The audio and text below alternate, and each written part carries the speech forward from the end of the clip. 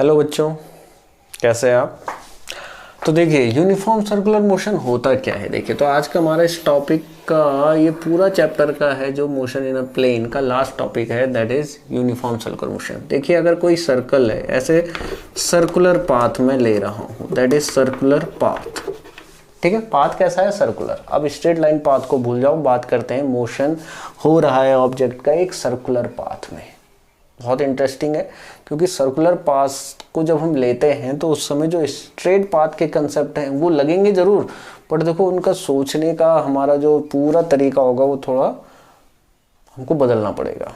ठीक है, क्योंकि ये लीनियर मोशन नहीं है, ये अब बात कर रहे हैं हम सर्कुलर मोशन की, बट यूनिफॉर्म है इसलिए आपको सिर्फ यूनिफॉर्म सर्कुलर मोशन पढ़ना है, नॉन यूनिफॉर्म सर्कुलर मोशन नहीं। तो देखो यहाँ पे क्या हो रहा है, अगर कोई ऑब्जेक्ट सपोज एक instant, suppose at a instant T object हमारा पी पर है, ठीक है।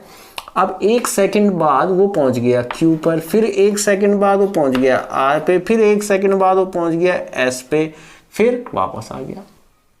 तो 1 सेकंड में वो कितना सरकमफेरेंस कवर करता है, देखो इतना, 1/4। अगले 1 सेकंड में वो अगला 1/4 सरकमफेरेंस कवर कर रहा है, और फिर अगले 1/4 सरकमफेरेंस को कवर करता है इन 1 सेकंड, फिर इन 1 सेकंड। तो जो उसका मोशन होगा, जो ऑब्जेक्ट है जो पाथ को कवर करते हुए घूम रहा है सर्कुलर पाथ को, उसका जो मोशन होगा that is called uniform circular motion. If object covers equal distance on circumference of a circle in equal interval of time.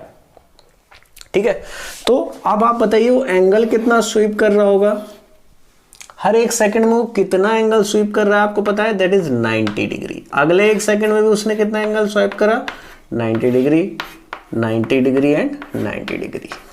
ठीक है, तो सरकमफेरेंस पर तो इक्वल डिस्टेंस कवर कर रहा है इन equal interval of time, but also the object sweeps equal angle in equal interval of time. उसको भी हम क्या बोलेंगे, यूनिफॉर्म सर्कुलर मोशन। तो एंगल के रिस्पेक्ट में भी देख लेते हैं, डिस्टेंस सरकमफेरेंस पर है और ये एंगल क्या बनाया, रिस्पेक्टिव एंगल है। इतनी डिस्टेंस चला, एंगुलर डिस्प्लेसमेंट। ठीक है, तो बच्चों डेफिनेशन क्या बन आएगी यूनिफॉर्म सर्कुलर की, object covers equal distance on circumference on equal interval of time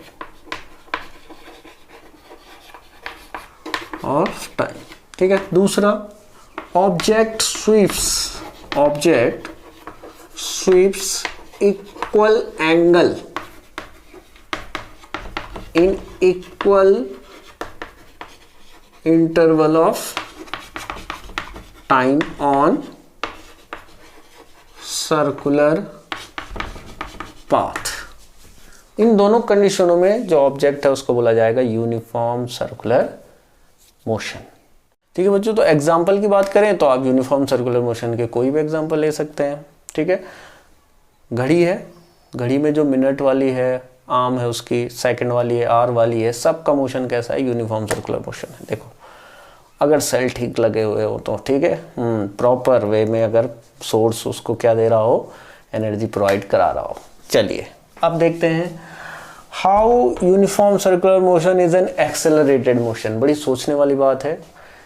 हम बात कर रहे हैं equal distance cover in equal interval of time, motion uniform है बट एक्सेलरेटेड है। सोचना है ना, आज से पहले हमने स्ट्रेट लाइन मोशन में देख लिया था कि जो यूनिफॉर्म मोशन होता है वो एक्सेलरेटेड मोशन नहीं होता है, उसमें एक्सेलरेशन कितना रहेगा, 0, क्योंकि हर एक इंस्टेंट पर उसका जो वेलोसिटी और स्पीड है वो क्या रहेगी, सेम रहेगी, तभी तो इक्वल डिस्टेंस कवर करेगा इन equal interval of time, right. चलिए, तो यहाँ पे क्या होता है, फिर यहाँ पे ये एक्सेलरेटेड क्यों है, ये देखिए। तो ये क्वेश्चन है, हम उसका आंसर दे रहे हैं। देखो ये एक सर्कुलर पाथ है, ठीक है। अब ऑब्जेक्ट क्या कर रहा है, चलो हमने मान लिया कि इक्वल डिस्टेंस कर रहा है swipe in equal interval of time, cover कर रहा है इतना, 1/4 of the circumference cover in 1 second. तो 4 सेकेंड में वो पूरा सरकमफेरेंस कवर कर लेगा, ठीक है। अब बात करें कि यहाँ पे क्या होगा, देखो यहाँ से यहाँ तक आते हुए उसकी स्पीड सेम है। बात करें दो चीजें, आपको पता है ना, स्पीड एंड वेलोसिटी, ठीक है। तो अब ये दोनों की बात कर लेते हैं। तो जब वो यहाँ पे आएगा बच्चों, देखो यहाँ पे, यहाँ से चला ऑब्जेक्ट P पॉइंट से Q तक आया, तो P से Q तक आते हुए उसकी स्पीड सेम रहेगी। ध्यान रखना, नोट करके एक बार रखो कि the speed of object from P to Q remains same, but क्या P से Q तक आने में, देखो ये उसकी रेडियस है, that is the radius R, और यहां पर भी ये उसकी क्या है, रेडियस है R, सर्कुलर पाथ की रेडियस है, ओके। बट बात करें वेलोसिटी, देखो वेलोसिटी एक वेक्टर क्वांटिटी होती है। अगर वेक्टर क्वांटिटी का मैग्नीट्यूड चेंज हो जाए या डायरेक्शन चेंज हो जाए या दोनों ही चेंज हो जाए तो हम कहते हैं क्वांटिटी चेंज हो गई। क्वांटिटी चेंज हो गई का मतलब ये नहीं है कि वेलोसिटी बन गया किसमें, अदर कोई क्वांटिटी, ठीक है। तो क्वांटिटी चेंज होने का मतलब अगर कोई चीज टुवर्ड्स ईस्ट जा रही है वेक्टर में, तो अगर हम नेगेटिव साइन ले ले तो उसकी डायरेक्शन बदल जाएगी, ठीक है। और क्योंकि वेक्टर क्वांटिटी मैग्नीट्यूड और डायरेक्शन दोनों पे डिपेंड करते हैं, ठीक है। तो यहां पर क्या होगा, देखो P पर अगर मुझे डायरेक्शन लेनी है, क्योंकि हम बात कर रहे हैं वेलोसिटी की, स्पीड तो throughout the motion, circular motion same रहेगा, also throughout the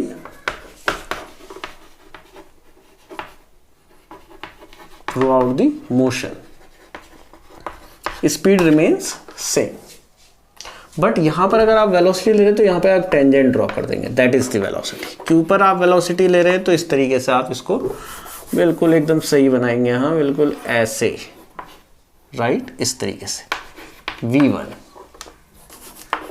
V2, these are the velocities at point P, at point Q, similarly at point this V3 and at point V4। तो हर एक point पर जहां पे आपको velocity चाहिए आप वहां पे क्या ड्रॉ कर देंगे, टेंजेंट ड्रॉ कर देंगे। तो जो टेंजेंट होगा that gives the direction of velocity at that particular point on this circumference. और आप देख रहे हैं कि हर एक पॉइंट पर वेलोसिटी की डायरेक्शन अकॉर्डिंग टू टेंजेंट क्या मिलेगी, हमको अलग अलग मिलेगी। इसीलिए with the passage of time the velocity of object change होती रहेगी। तो जब वेलोसिटी चेंज होती है तो rate of change of velocity को ही तो हम क्या कहते हैं, एक्सेलरेशन। देखिए हर पॉइंट पर जो वेलोसिटी है वो इसकी रेडियस के क्या है, परपेंडिकुलर है, हर पॉइंट पे। तो वेलोसिटी चेंज कर रही है according to the direction, change कर रही है। 5 metre per second, magnitude same है, वेलोसिटी का मैग्नीट्यूड आपको स्पीड दे देगा, स्पीड रिमेन सेम। वेलोसिटी का मैग्नीट्यूड स्पीड है जो कि सेम है, बट डायरेक्शन चेंज होने से मुझे हमें ये बोलना पड़ेगा कि वेलोसिटी चेंज हो रही है, ठीक है। With respect to the direction हम वेलोसिटी को चेंज मान रहे हैं, वेलोसिटी के चेंज को, तो एक एक्सेलरेशन अप्लाई भी जरूर हो जाएगा या एक एक्सेलरेशन आ जाएगा, ठीक है। तो इसी वजह से हम कहते हैं, तो हम लिख रहे हैं but the velocity of object changes at all points in terms of direction। Magnitude तो सेम है, वेलोसिटी का मैग्नीट्यूड, स्पीड का मैग्नीट्यूड ही बात बराबर होती है। तो but the velocity of object changes at all point in terms of the direction, thus due to change in velocity, an acceleration produced in motion, therefore uniform circular motion is an accelerated motion। चलिए, तो I hope आपके समझ में आ गया हो। अब जल्दी से देख लेते हैं कुछ टर्म्स जो इसमें इन्वॉल्व होती है, यूनिफॉर्म सर्कुलर मोशन में इन्वॉल्व होती है। सबसे पहले जो हम टर्म डिस्कस कर रहे हैं that is angular displacement. Angular displacement, देखिए क्या होता है एंगुलर डिस्प्लेसमेंट, ठीक है। अगर कोई ऑब्जेक्ट है, ये सर्कुलर मोशन है, सर्कुलर पाथ है, और ये उसका रेडियस है, ठीक है, r। तो ऑब्जेक्ट यहां पर है p पर, ठीक है। कुछ टाइम बाद देखो आप p पर है एट इंस्टेंट t इंस्टेंट पर है, ये जर्नी यहीं से शुरू करें at instant t equal to 0 second. कुछ देर बाद वो यहां पर आ गया बच्चों, सपोज q पर आ गया at instant t equal to t, तो ऑब्जेक्ट इज एट q, ठीक है। तो p से q तक आने में उसके रेडियस वेक्टर ने कुछ एंगल क्या करा हुआ है, स्वेप्ट करा हुआ है। This is the angle swept by the object, ठीक है। तो बेसिकली थीटा क्या है, it is the angle swept by radius vector, ठीक है। रेडियस वेक्टर क्यों ले लेते हैं, क्योंकि रेडियस भी एक वेक्टर बन सकता है, क्योंकि कोऑर्डिनेट एक्सिस पर हम रेडियस को पोजीशन के अकॉर्डिंग भी, पोजीशन वेक्टर के अकॉर्डिंग भी ले सकते हैं। देखो पोजीशन वेक्टर क्या है, डिस्प्लेसमेंट वेक्टर क्या है, ये हमारे इसी चैप्टर के स्टार्टिंग के वीडियो में आपको मिल जाएगा, वहां से आप देख लेना, ठीक है। तो देखो ये रेडियस वेक्टर ने कितना एंगल स्वाइप करा, फ्रॉम p टू q, इधर आया देखो p से q तक आया, ठीक है। तो जब p से q तक उसने थीटा एंगल स्वाइप करा तो उसने यहां डिस्टेंस कितनी कवर करी हुई है, distance covered by the object on circumference, और उस डिस्टेंस के रिस्पेक्ट में उसने एंगल कितना स्वाइप करा, दैट इज थीटा। तो थीटा बी द क्या आ जाएगा, it is the angle swept by radius vector, ठीक है। और इसी को बोलते हैं एंगुलर डिस्प्लेसमेंट, एंगुलर डिस्प्लेसमेंट, ठीक है। तो सिंपली जो एंगुलर डिस्प्लेसमेंट आएगा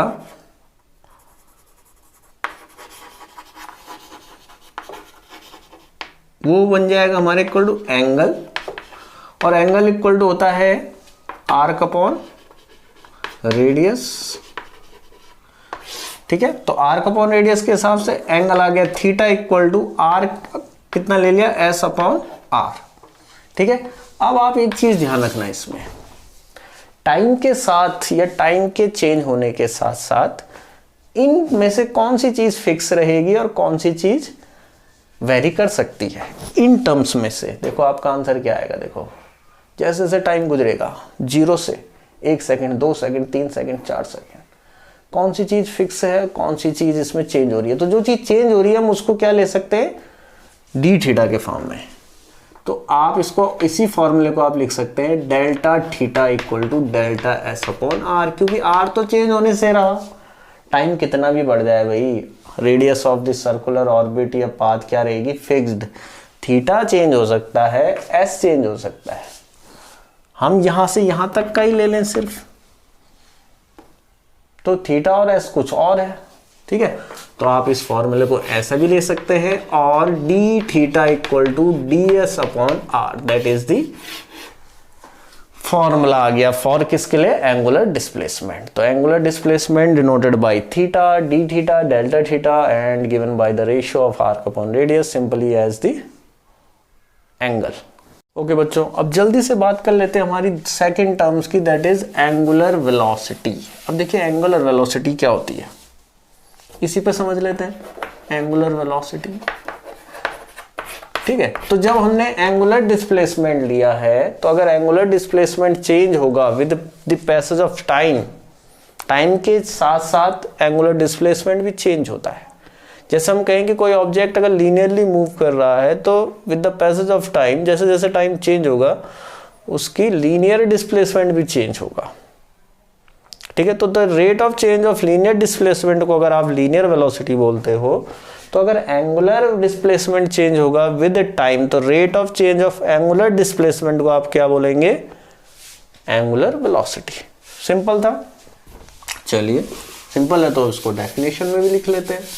हाँ जी, इसकी यूनिट क्या आ जाएगी, सिंपल है ना, रेडियन। पहले सेकंड चैप्टर से लेके और अभी तक ये आपको ध्यान रखना चाहिए, ये क्या है आपका, रेडियन है, ठीक है। तो ये छोड़ देता हूं मैं, यहां पे लिख देते हैं एंगुलर डिस्प्लेसमेंट क्या आ जाएगा, rate of change of angular displacement. ठीक है, सिंपल था। Called angular velocity denoted by omega. ठीक है, तो ओमेगा इक्वल टू कितना आएगा, एंगुलर डिस्प्लेसमेंट अपॉन टाइम, तो कितना आ जाएगा d theta upon D t. ठीक है, this is the angular velocity, omega equal to d theta upon D t. तो यूनिट क्या बन जाएगी इसकी बच्चों, यूनिट क्या बनी, रेडियन पर सेकेंड। ठीक है, रेडियन पर सेकेंड। और डायमेंशनल फॉर्मूला क्या बना, डायमेंशनल फॉर्मूला इक्वल टू, देखो थीटा कितना है, कुछ नहीं है, unit less, dimension less. Time का कितना आ गया t, तो कितना आ गया t-1, that is the dimensional formula. Dimension जहां पे हमने डिस्कस करी थी वहां पर मैंने बताया था कि जो टर्म्स हम पहले पढ़ रहे हैं सिर्फ डायमेंशन के लिए, बाद में धीरे धीरे वो सारी क्वांटिटीज आती रहेंगी। तो आ चुका है एंगुलर वेलोसिटी। ठीक है, तो एंगुलर वेलोसिटी ओमेगा आ गया, rate of change of angular displacement upon time. आप linear displacement, linear velocity, linear acceleration को सारे जो डेफिनेशंस है उनको आप समझेंगे एंगल से। ठीक है, क्योंकि सर्कल पर क्या चेंज होता है, एंगल चेंज होते हैं। तो स्टूडेंट जो हमारा अगला टॉपिक है दैट इज टाइम पीरियड। ठीक है, तो टाइम पीरियड को हम कैसे पढ़ेंगे, इसमें ध्यान देना, टाइम पीरियड। ठीक है, तो टाइम पीरियड होता क्या है, देखिए अगर ये सर्कुलर ऑर्बिट है, इसको हम क्या बोल सकते हैं, सर्कुलर ऑर्बिट। जल्दी से समझ लेते हैं टाइम पीरियड होता क्या है। अब देखो कोई ऑब्जेक्ट यहां से शुरू करे, ये है ऑब्जेक्ट, राइट, और जितने टाइम में पूरा कंप्लीट रिवॉल्व कर लेगा तो वही टाइम बोला जाता है टाइम पीरियड। ठीक है, तो टाइम पीरियड आएगा time taken by object to complete one revolution. ठीक है, डिनोटेड बाय कैपिटल टी। ठीक है, टी से डिनोट करते हैं इसको, सिंपल ना। तो ये रहा टाइम पीरियड।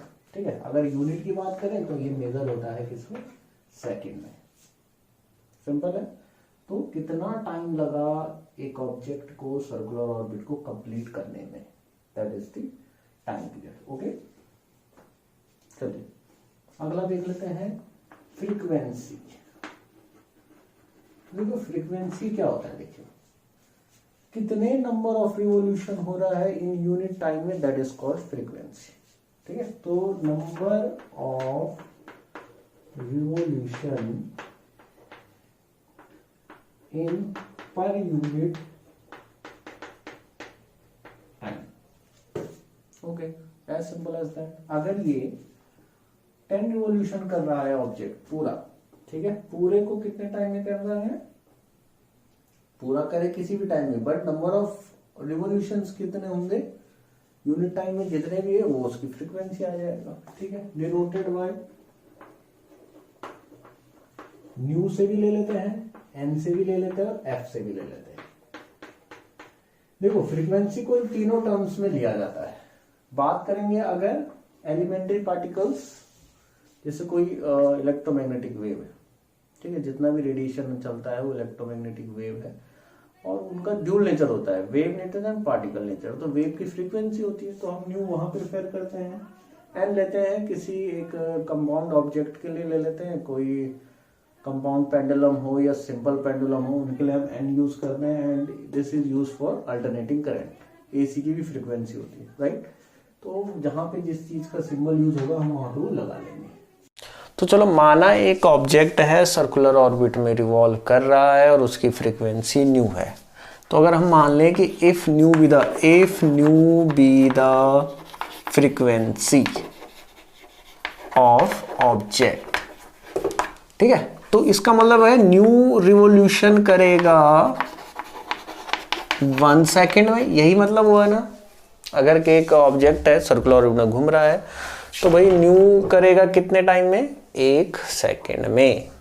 ठीक है, तो एक रिवॉल्यूशन कितने में करेगा? तो 1 रिवॉल्यूशन 1/न्यू सेकेंड, यही हुआ। एक रिवॉल्यूशन करने में उसको इतना सेकंड लगेगा। तो भाई हमको तो पता है ना, क्योंकि एज 1 रिवॉल्यूशन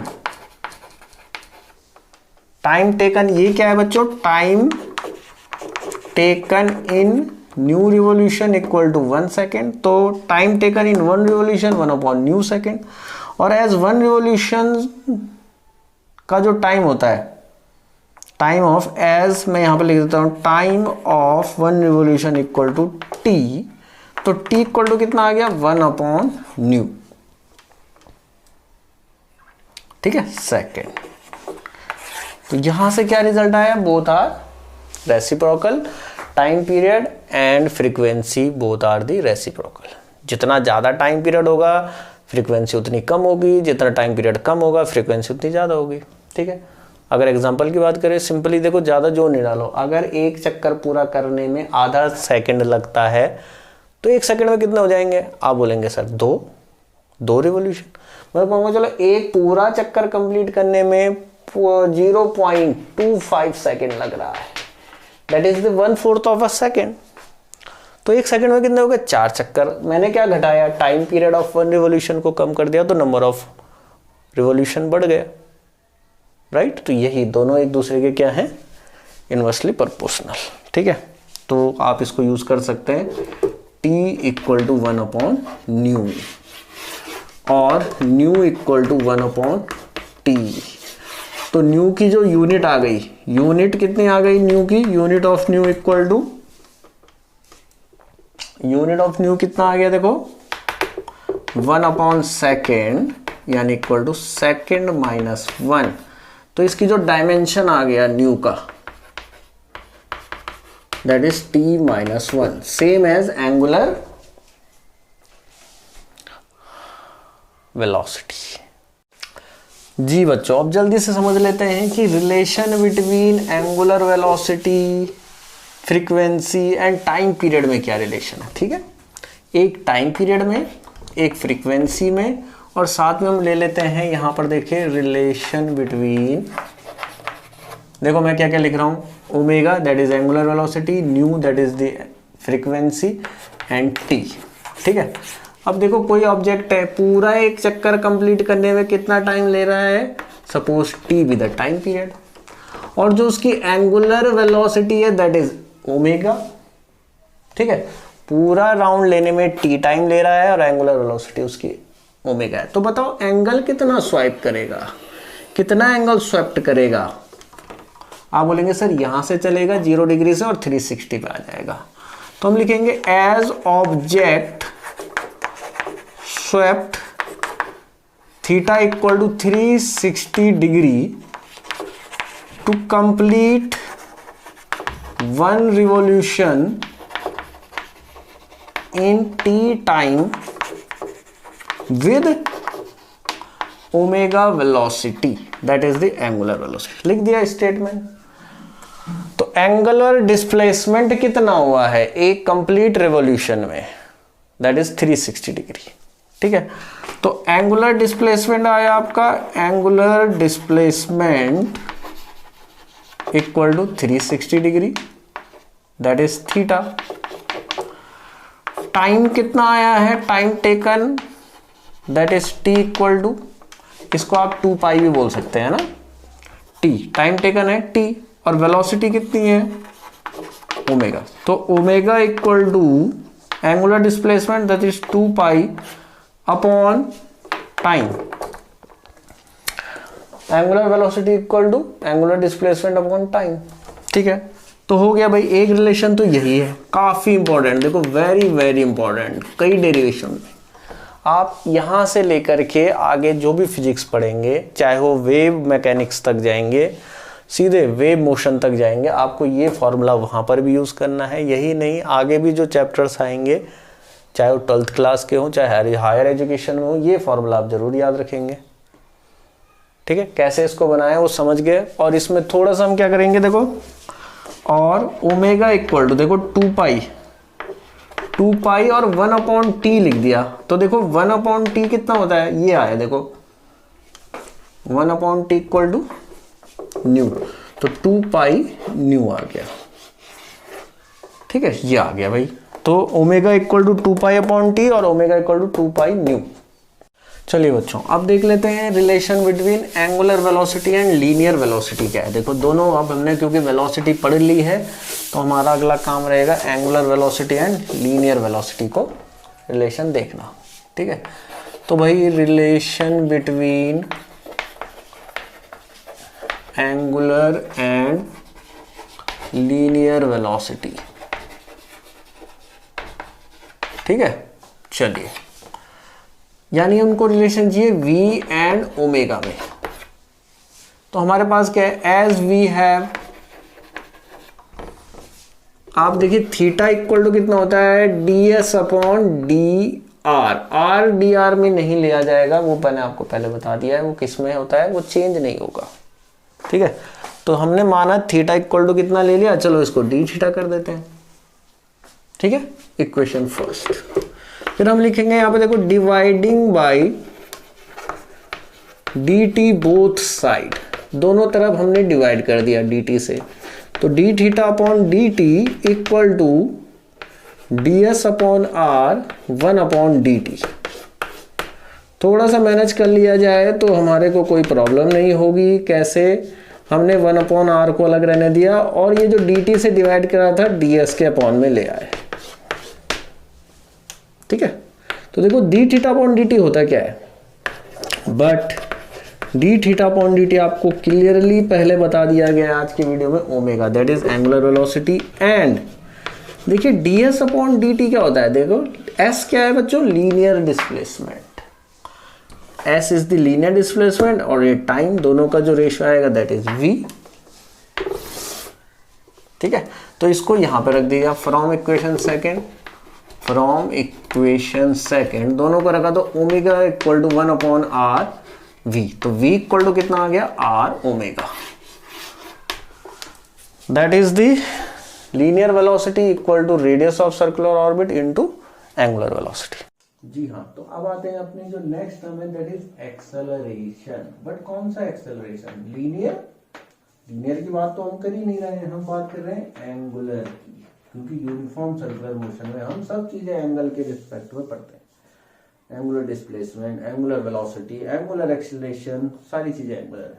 ठीक है, तो एंगुलर एक्सेलरेशन क्या होगा।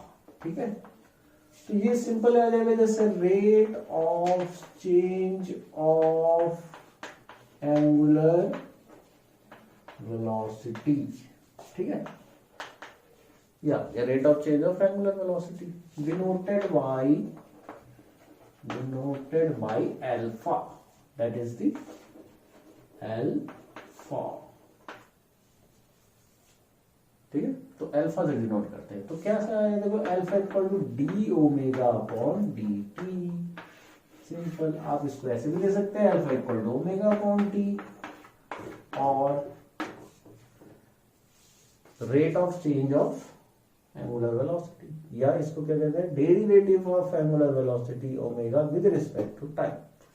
अगर डेरिवेटिव के फॉर्म में देखें तो भी ठीक है, कई बार हमें क्या करना पड़ेगा, डिफरेंशिएशन करके भी आंसर निकालने पड़ते हैं।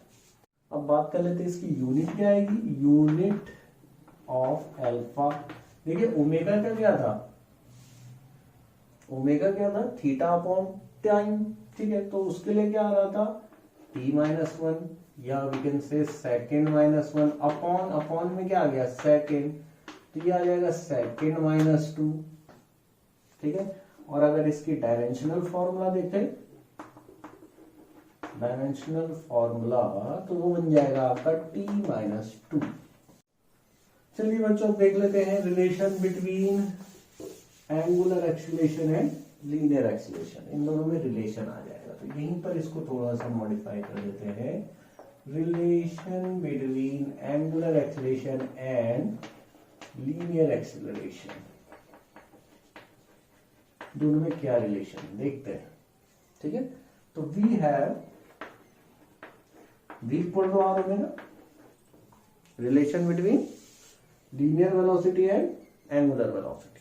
ठीक है, अब हमने क्या करा, बड़ी ही चालाकी से dividing by D upon D T both side.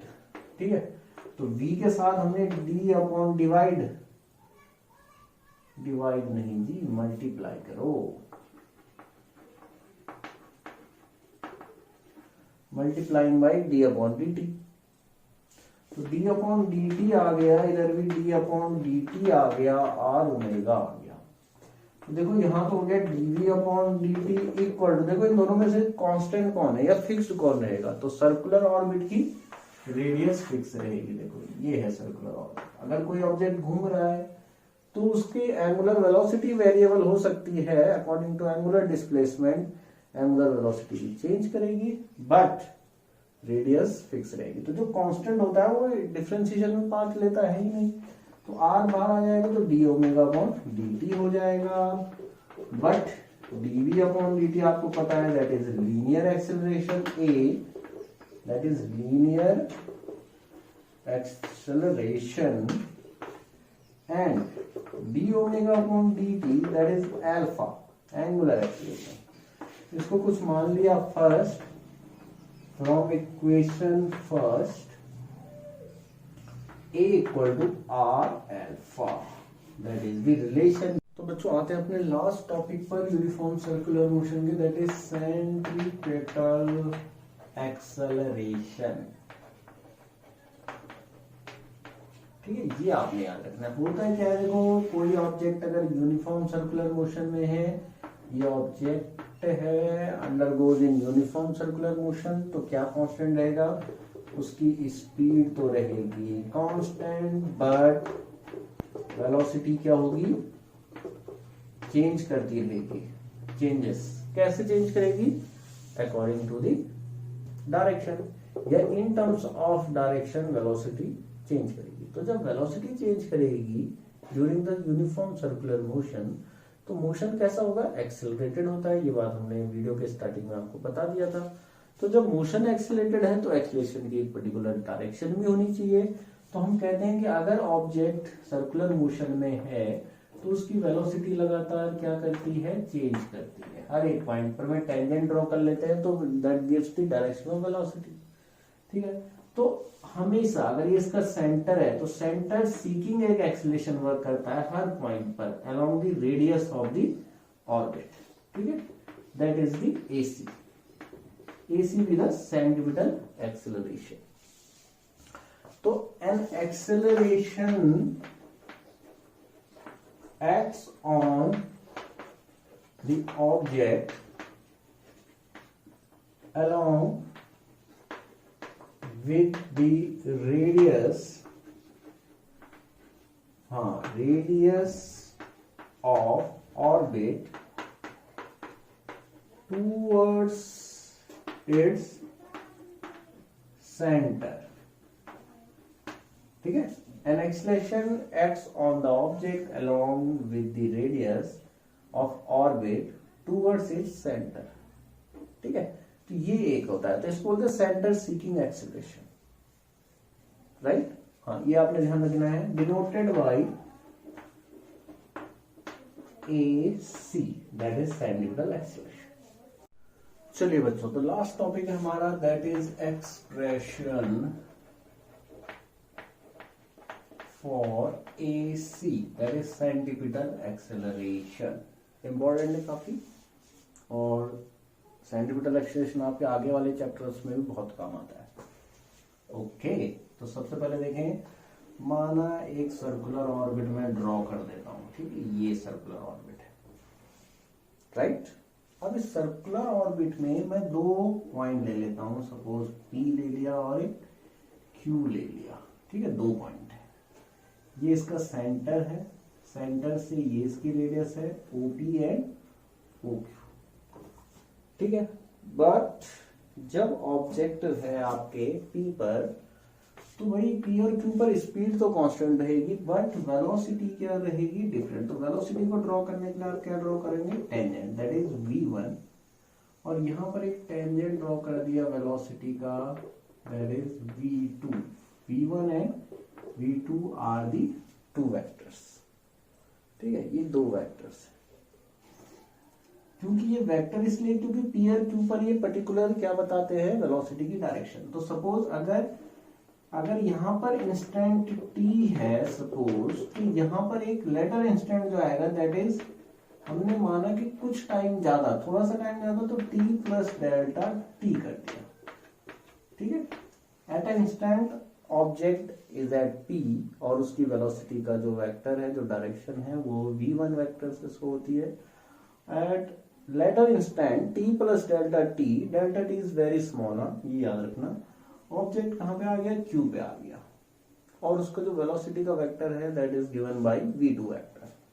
ठीक है, अब यहां पर p से q जाने में उसने कितना एंगल शिफ्ट करा, तो हमने मान लिया suppose it shift delta theta angle.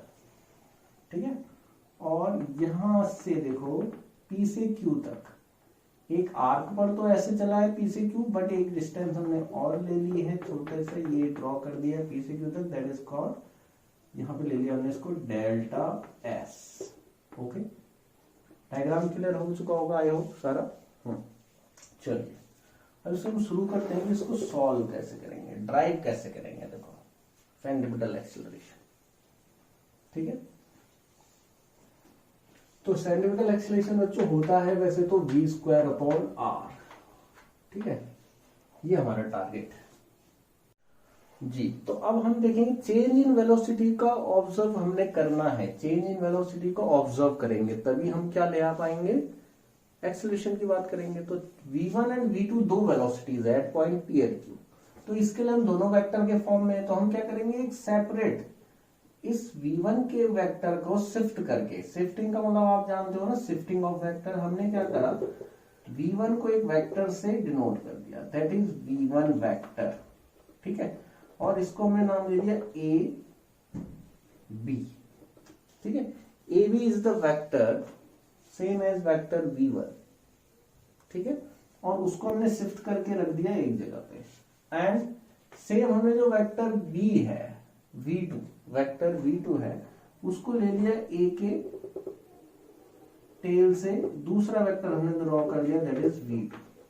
ठीक है, होगा क्या, देखो इस वेक्टर के पैरेलल ये वाला वेक्टर है और इस वेक्टर के पैरेलल ये है, और हमने शिफ्टिंग करके दोनों के टेल से टेल मिला दिए, ध्यान देना। ठीक है, अब होता क्या, देखो दोनों वेक्टर्स कैसे दे रहे, देखो जैसे ऑब्जेक्ट यहां पर है तो इस पेन को समझ लो v1। अब जब ऑब्जेक्ट ऊपर आएगा तो इस टाइम पर फिर वेक्टर ही आ जाएगा। ठीक है, तो वेक्टर के बिटवीन एंगल कितना बन रहा है उसको दिखाने के लिए हम क्या मिलाते हैं, टेल से टेल मिलाते हैं। तो जब टेल से टेल मिलाएंगे दैट इज द एंगल, और ये एंगल डी थीटा होगा। डी थीटा क्यों होगा, इसको बड़ा समझना पड़ेगा भाई, क्योंकि देखो P से Q तक अगर डेल्टा t बहुत छोटा है, ठीक है, डेल्टा t टाइम क्या है, काफी स्मॉल टाइम है, तो स्मॉल टाइम में जब पार्टिकल P से Q तक आएगा तो जो एंगुलर डिस्प्लेसमेंट है डेल्टा थीटा हो जाता है, और यही सेम एंगल बनेगा बिटवीन v1 एंड v2, क्योंकि इसी टाइम में डेल्टा t टाइम में ही अगर यहां एंगुलर डिस्प्लेसमेंट डेल्टा थीटा बना हुआ है तो वही एंगल किसके बिटवीन भी होगा, v1 एंड v2 के बिटवीन। उतने ही टाइम में v1 जो घूम के आया है v2 तक, तो एंगल क्या स्वीप होगा v1 v2 के बिटवीन, वही होगा जो एंगुलर डिस्प्लेसमेंट अंदर सेंटर के साथ बन रहा है। तो हमने इस पर लिख दिया डेल्टा थीटा। ठीक है, अब चेंज इन वेलोसिटी की हमने बात करी तो हमने देखा कि क्योंकि ऑब्जेक्ट कहां से कहां, इसको हम नाम दे देते हैं c। ठीक है, तो v1 से v2 की तरफ को अगर हमारे चेंजेस हो रहे हैं तो हम इधर की तरफ एक वेक्टर ड्रॉ कर देंगे bc। ठीक है, अब bc को कैलकुलेट करना है तो कैसे आएगा, from triangle law of vector addition, triangle law of vector addition.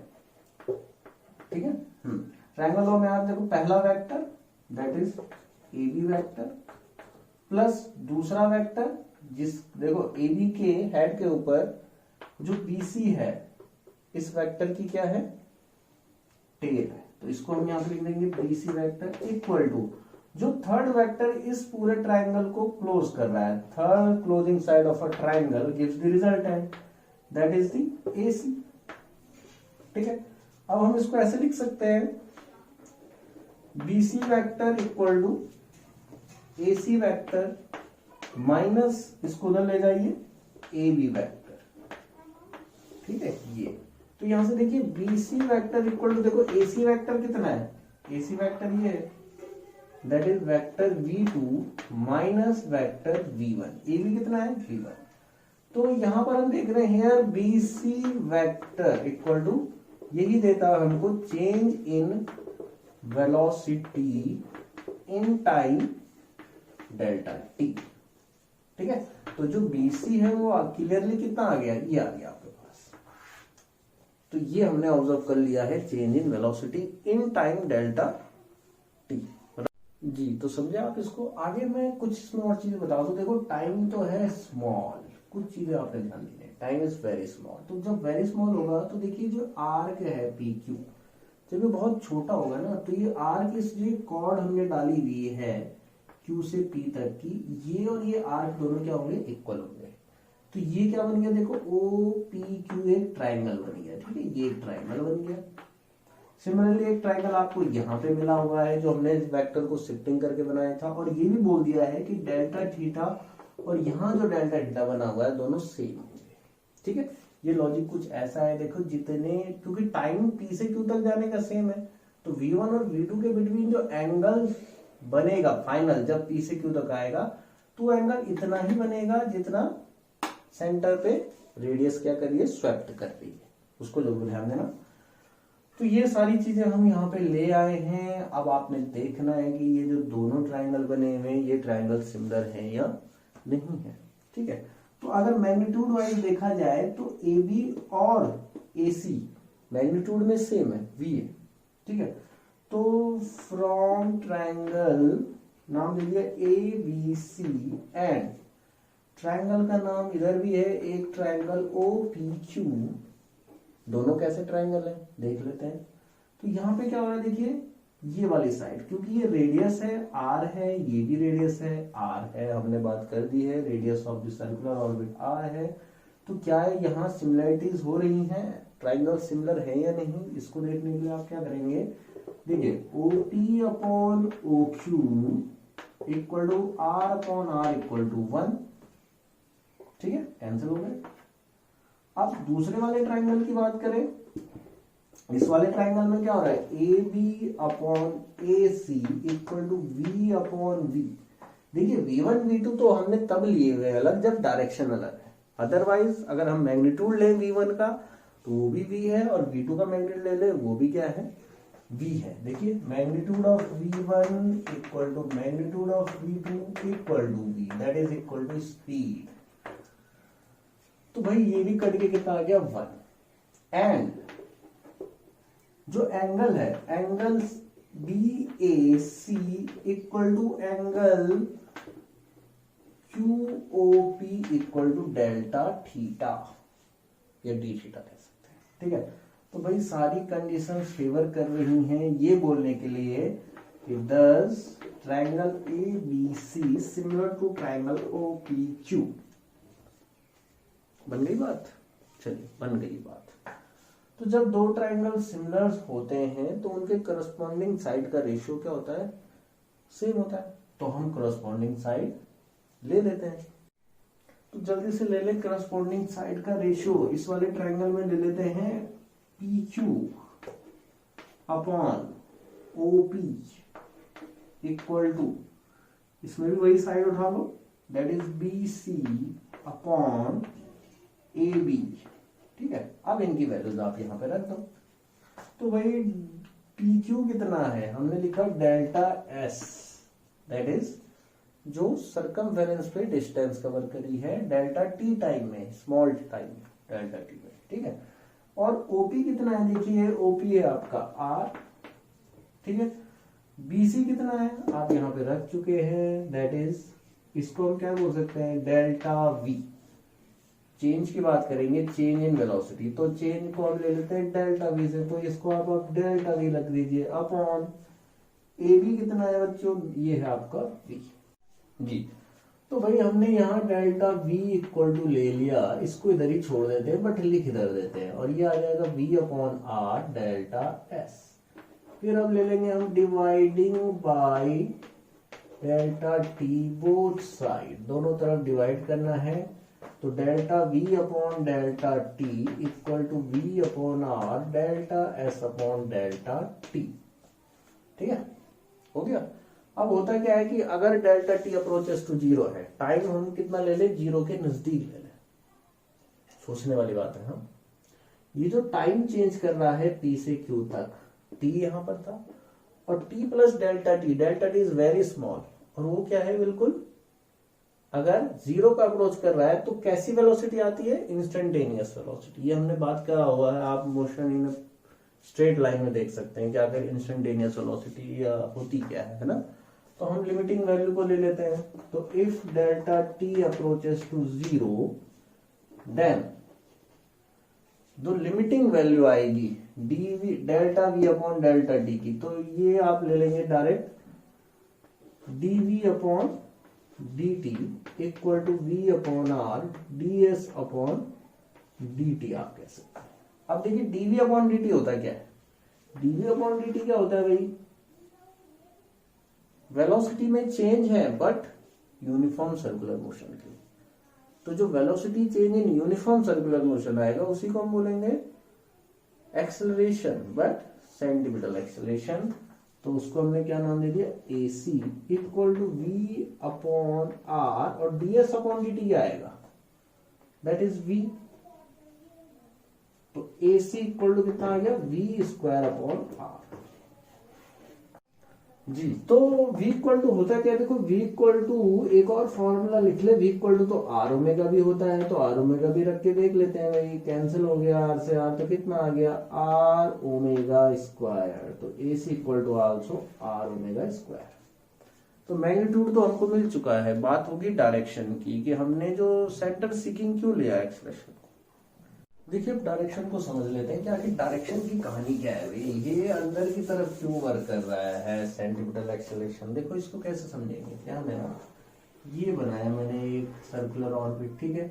अब देखिए पी पर था v1 दैट इज v1, ठीक है, क्यू पर था आपका कितना v2 दैट इज v2, ठीक है, राइट। हमने इन दोनों के लिए वेक्टर ड्रॉ कर ही दिए थे इधर, क्या करके, शिफ्टिंग करके, that is v1 and that is v2, और ये आ गया था आपका delta v, that is change in velocity, ठीक है, डेल्टा v की बात कर रहे हैं, ठीक है। तो चेंज इन वेलोसिटी की बात करें। अब देखो हुआ क्या, सपोज आप समझे कि if delta t is very small और हम कहें delta t approaches to zero, देखो यहां पे t इंस्टेंट पे था, q पर आया t प्लस डेल्टा t, ठीक है।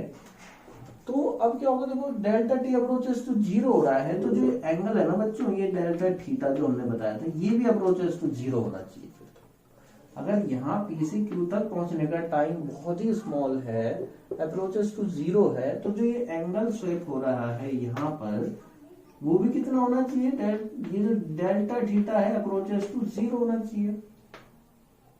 Also delta theta approaches to zero, ठीक है। अब डेल्टा थीटा अगर अप्रोचेस टू जीरो हो रहा हो तो क्या होगा, देखो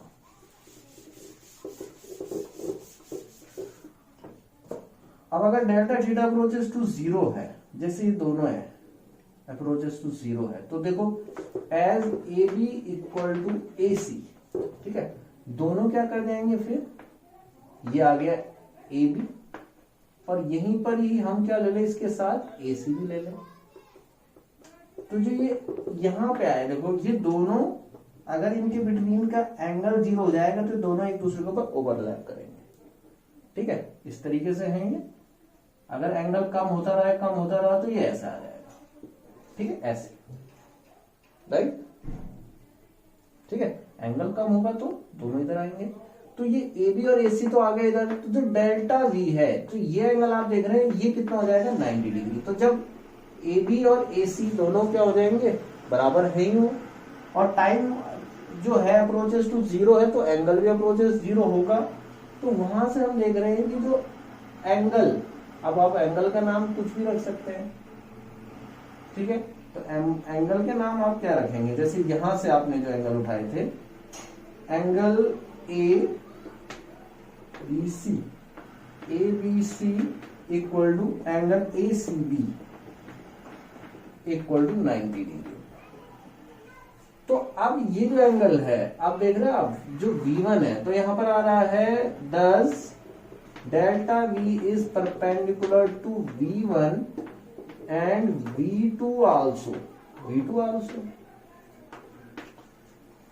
तो जो डेल्टा V है वो V1 और V2 के क्या हो रहा है, परपेंडिकुलर आ रहा है, ठीक है। अब V1 और V2 के परपेंडिकुलर अगर चेंज इन वेलोसिटी की डायरेक्शन, तो एक्सीलरेशन भी परपेंडिकुलर होगा V1 और V2 के। तो सिमिलरली, और हम कहें therefore acceleration is also perpendicular to V1 and V2। अब क्योंकि V1 और V2 ऐसे टेंजेंट की तरफ वर्क करते हैं, तो जो इनके परपेंडिकुलर आएगा, देखो इनके परपेंडिकुलर क्या होती है, ये रेडियस, ठीक है। तो इस V1 और V2 के क्या आ रहा है, परपेंडिकुलर आ रहा है चेंज इन वेलोसिटी, तो जो एक्सेलरेशन की डायरेक्शन है वो क्या रहेगी फिर, टूवर्ड सेंटर, ठीक है। As therefore AC is also perpendicular to V1। तो हम कहें कि thus AC acts along radius and, अब क्योंकि परपेंडिकुलर था तो एक्स अलॉन्ग रेडियस हो जाएगा, बस हो गया। क्योंकि रेडियस ही क्या होती है, cause radius is perpendicular to tangent which shows direction of velocity. Simple था। एक बार वीडियो दोबारा देख लेना, वीडियो ओवर हो चुका है, सेट न्यूटन एक्सेलरेशन का एक्सेलरेशन तक ही ये motion in a plane chapter था, ठीक है। तो बच्चों यहाँ तक यूनिफॉर्म सर्कुलर मोशन है। न्यूमेरिकल बहुत जल्दी आपके लिए हम वीडियो बनाएंगे, फिलहाल के लिए इतना काफी है। लाइक शेयर और सब्सक्राइब जरूर कर देना वीडियो को, ठीक है। Thank you.